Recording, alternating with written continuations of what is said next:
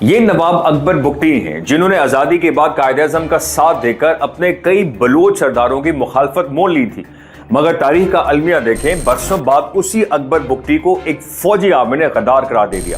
اکبر بگٹی کی سکولنگ شہر لاہور کے مشہور چیفز کالج میں ہوئی تھی، جسے آج دنیا ایچسن کالج کے نام سے جانتی ہے۔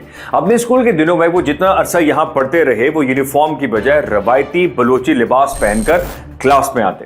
وہ ہمیشہ جرمانہ ادا کرتے، لیکن کبھی بھی اپنے بلوچی لباس پر سمجھوتا نہ کرتے۔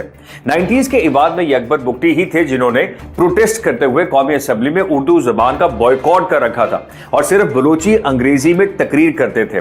ہوا کچھ یوں کہ ایک موقع پہ بے نظیر بھٹو اور نواز شریف نے نواب صاحب سے وعدہ کیا کہ انہیں صدر پاکستان بنایا جائے گا، مگر وقت آنے پر بے نظیر نے فاروق لغاری کو آگے بڑھا دیا اور نواز شریف نے وسیم سجاد کو، ایک دوسرے بلوچ سردار نواب خیر بخش مری نواب اکبر کے رشتے میں سمدھی لگتے تھے۔ وہی خیر بخش مری جنہوں نے ایک بار کہا تھا کہ ہم غیرت مند بلوچ سور کے ساتھ تو رہ سکتے ہیں، لیکن غیرت سے خالی پنجابی قوم کے ساتھ نہیں۔